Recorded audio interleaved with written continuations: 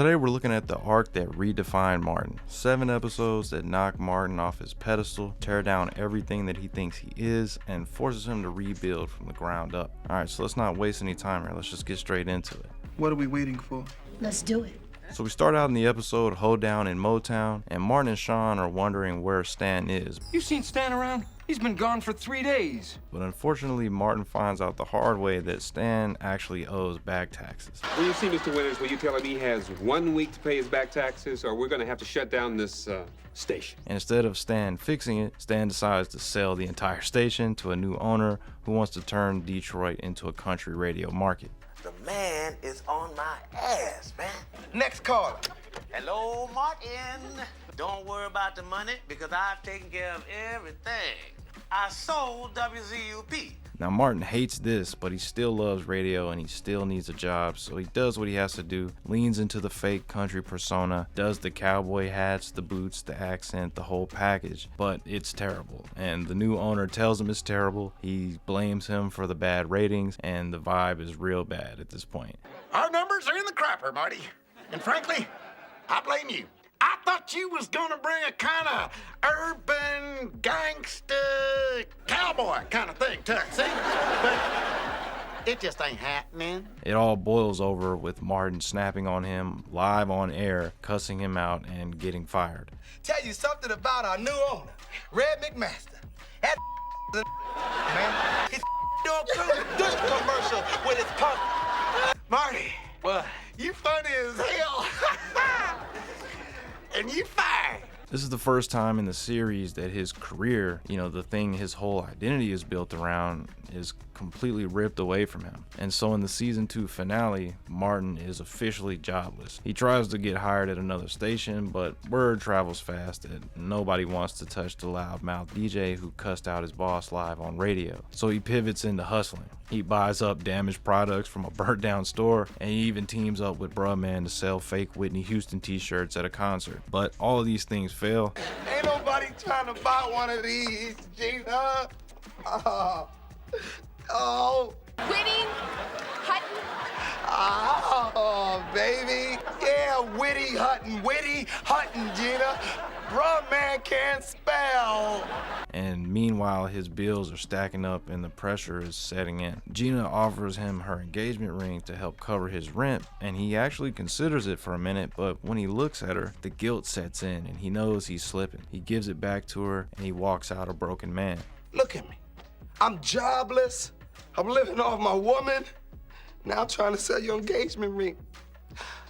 Look, baby, wait. No, don't check it. We No, look, it's Gina, only I fell off. temporary, Martin. Gina, I fell off Baby, this year. it's only... But that's when he made his next big mistake. He stops by the old station and ends up talking to Sean for a bit, who gives him some vague advice about seeing the world and finding himself. So you were saying something about a rut, man.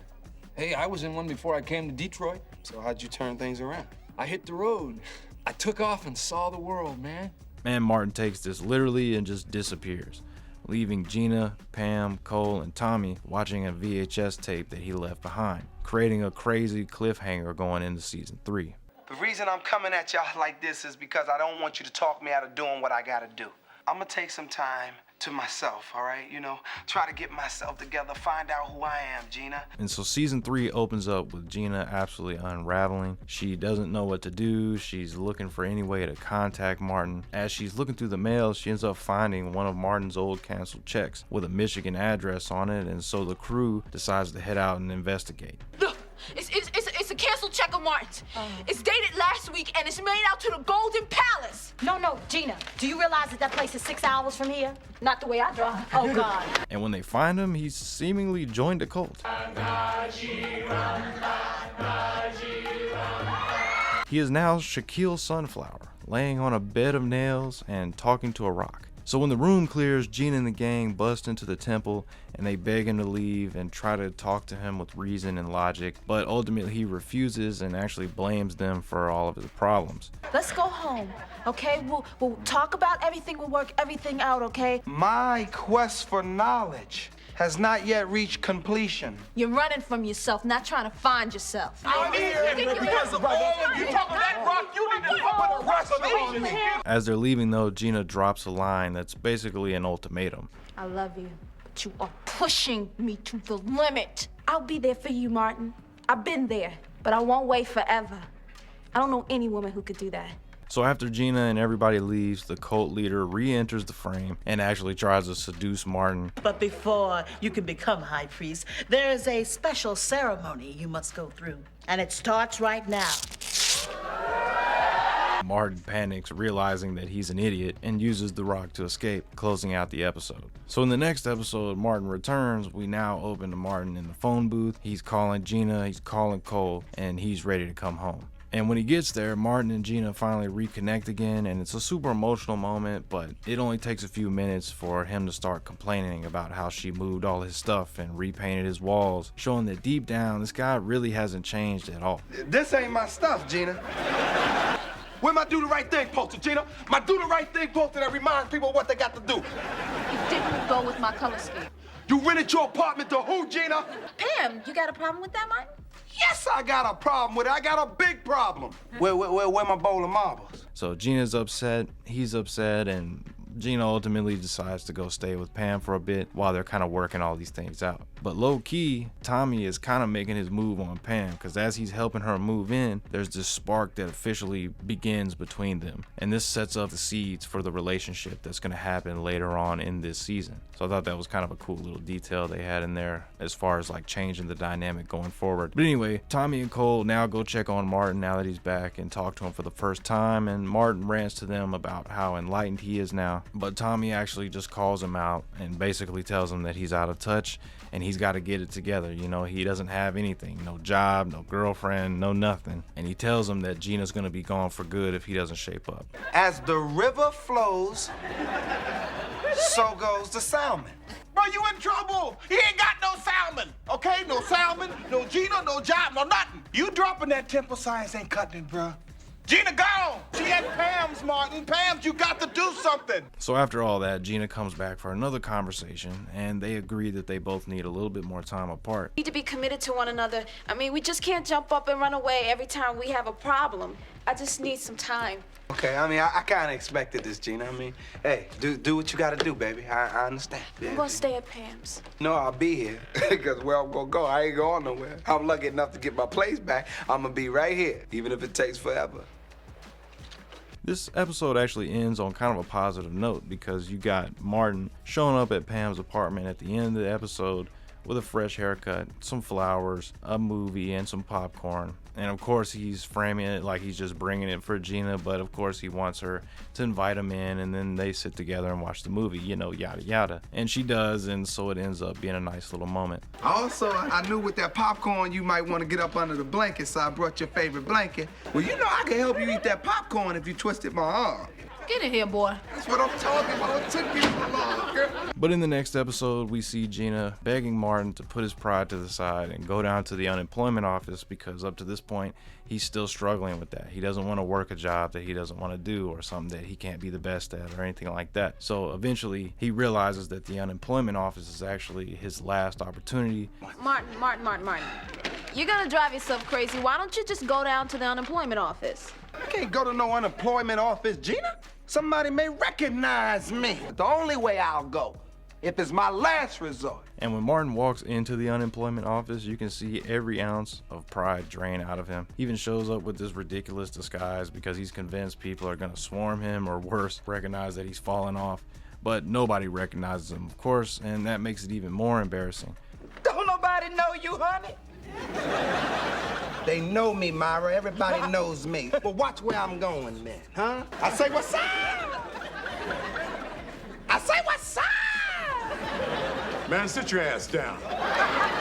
Realizing the world didn't just move on from him, but that they barely knew he was there in the first place. And once he starts working the temp jobs that they give him, that reality check starts to get even louder. He tries working at a fast food spot, but quits after not getting a manager position after just 1 week.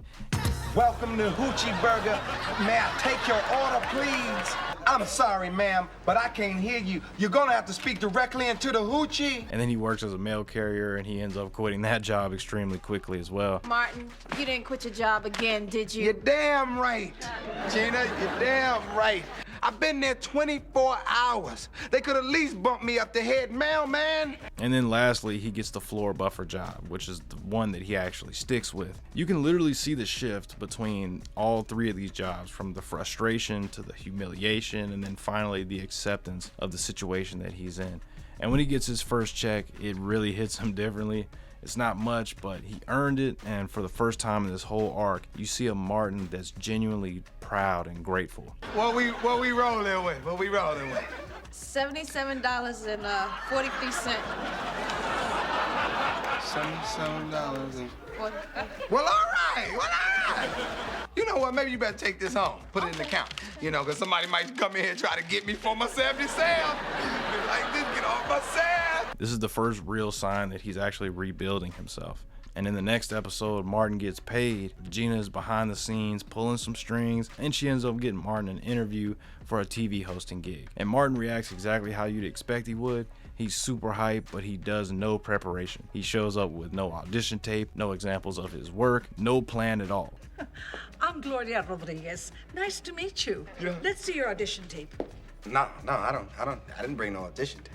If you don't have an audition tape, then we have nothing to talk about. But after learning that he actually needed an audition tape, he lies and says he has one and then tries to throw one together really quick. He drags his friends into creating this chaotic Jerry Springer knockoff type of talk show in his own living room, complete with fake guests, fake drama, and storylines, with Martin trying to kind of wing all of them into playing along, and then they just kind of don't. At what point did you decide to become a shoplifter? I mean, it's right there. I mean,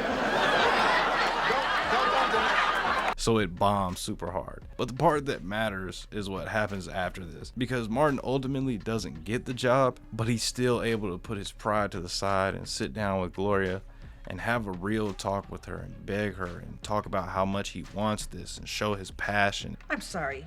I'm gonna go with somebody else. Right in my face, you gonna tell me you gonna go? Okay. You could have called me when I got home. And Miss Rodriguez, look, check this out. I don't get my own show. I'm cool with that. I'm not afraid to start again, work my way up to the top. I can prove it if you just give me the chance. I have one more opening.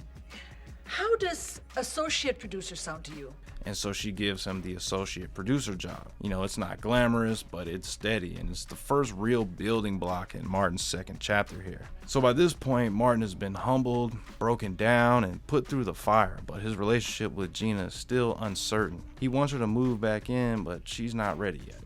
So Martin tries to do what he knows best, make a grand gesture. As you know, I would not call you unless I was desperate. I need you to get Gina over here tonight. I'm ready to convince my baby this is where she belongs. I want her back home with her man. I want her to move in with me. He sets up a whole romantic dinner with candles and the whole nine, but Gina doesn't show up, and he's absolutely devastated. And you see him in this super vulnerable state. And I think this is the most vulnerable you ever really see Martin in the show, because he's absolutely devastated here, and he's singing and he's talking to a picture of Gina. Break up the makeup, girl. That's a game for fools, Gina. We can't be doing this. Things are a little shaky right now, deep down in my heart, Gina. I still feel that fire, that desire. And then he starts to sing his heart out. Remember when I used to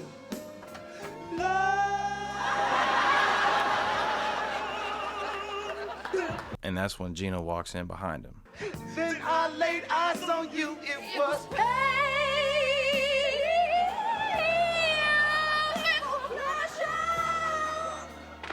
She joins the song, harmonizing with him perfectly, and it turns into one of the most emotional scenes in the entire series. Two people finally meeting in the middle, and they choose each other again, not out of habit, not out of comfort, but out of growth. This is the true emotional closure of the arc and the moment that launches the new version of their relationship moving forward. Gina, you really love me, don't you, girl? I'll always love you, baby.